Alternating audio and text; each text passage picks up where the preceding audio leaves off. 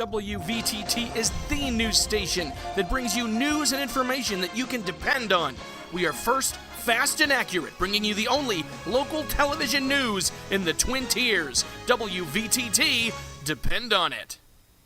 Looks like we're going to see a warm-up for the rest of this week with temperatures in the 50s, which is pretty nice for January. I'll have full weather updates for you later on in the 6 o'clock report. Now, WVTT. Global News Update. The deadly shooting at a Connecticut elementary school has ignited a debate on gun control. Vice President Joe Biden is holding a series of meetings looking for ways to stem gun violence in the country. Ed Payne has the story. Vice President Joe Biden is heading up a task force looking at ways to reduce gun violence. Today he will meet with victims groups and gun safety organizations. A representative from the National Rifle Association will sit down with the vice president on Thursday. The NRA says it's sending a representative to, quote, hear what they have to say. The National Shooting Sports Foundation, another major gun rights group, will also participate in the meetings. White House Press Secretary Jake Carney says their input is important. We look forward to hearing from a variety of organizations and civic groups and others who have insights into this problem. President Obama created the panel following the deadly shooting last month at Sandy Hook Elementary School in Newtown, Connecticut. New York Mayor Michael Bloomberg, a strong supporter of tighter gun laws, is advising the vice president. I think all of us know that Joe Biden is not a shrinking violet, particularly when it comes to crime and the gun problem in this country and the number of murders. Walmart, a major seller of firearms, was invited to discuss gun control with Biden. An official said they could not make the meeting but would continue ongoing conversations with the White House. I'm Ed Payne reporting.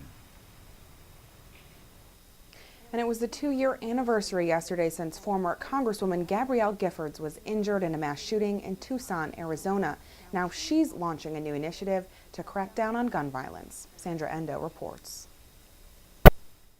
Newtown, Connecticut, Portland, Oregon, Aurora, Colorado. There have been more than 10 mass shootings in the U.S. since January 8, 2011, when a gunman opened fire at a grocery store in Tucson, Arizona. My 9-year-old daughter was murdered in the Tucson shooting. I have one question for our political leaders. When will you find the courage to stand up to the gun lobby? Then Congresswoman Gabby Giffords was shot in the head during the attack, and now she and her husband are launching an anti-gun violence group called Americans for Responsible Solutions. They told ABC's Diane Sawyer the massacre at Sandy Hook Elementary was a decisive moment. How was Newtown? Tough. It brought back a lot of memories about what that was like for us some 2 years ago today. And you hope that this kind of thing doesn't happen again. But you know what? It does happen again. Their goal is to get elected officials to do more to prevent gun violence nationwide. It's an initiative similar to President Obama's task force headed by Vice President Joe Biden. It's expected to lay out recommendations as early as the end of the month. But such efforts face opposition. Some believe getting rid of guns will not keep citizens safe. You have a First Amendment, there's a Second Amendment, but guns do not kill, people kill. We just had 2 murders, my office investigated, by knives. Should we take all the knives away? I mean, where do you draw the line? A complex question leaders are searching to answer. In Washington, I'm Sandra Endo. And President Obama is nominating Jack Lew as his next Treasury Secretary. Now, Lew would replace Timothy Geithner. He wants to move back to New York to be with his family. Dan Lothian has more on Lew and his path to the Treasury.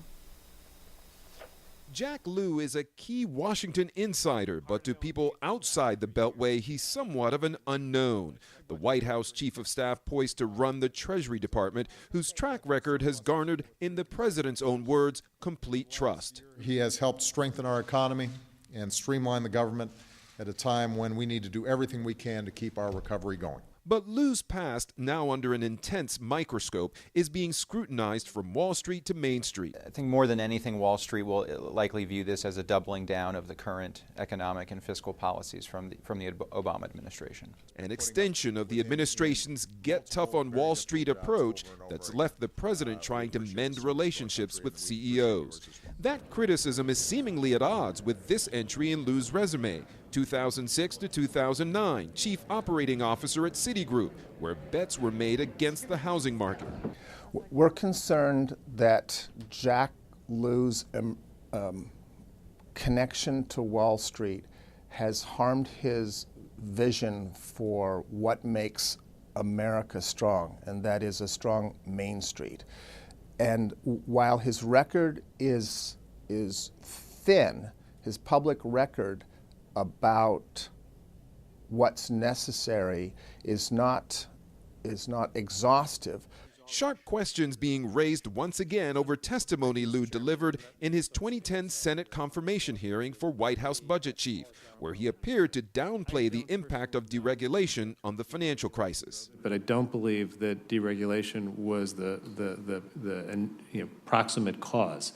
And carefully framed his knowledge of the issue, raising eyebrows once again. Senator, as when we discussed, I mentioned to you, I don't consider myself an expert in some of these aspects of the financial industry. My experience in the financial industry has been as a manager, not as an investment advisor. This disavowal of deregulation is what causes us very serious concerns for the possibility that he will be the chief financial architect and steward of America.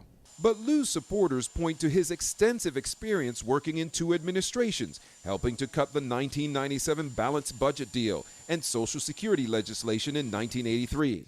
He's described as a tough negotiator capable of tackling the so-called mini cliffs ahead and winning praise from one of the administration's biggest critics. Jack Lou's very smart, and I think that he understands a very great deal about government and about the financial market. So I think it's a sound nomination. A nomination, he says, that's likely to get through the Senate. Dan Lothian, CNN, Washington. An update on Wall Street. Let's check out WVTT's Wall Street Wrap-Up, brought to you by 96.7 WVTT.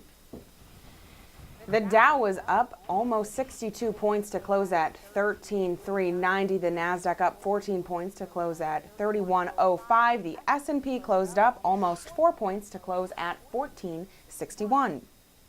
Sports and weather are next. We got a warm-up coming up. I'll have full weather details later on in the 6 o'clock report.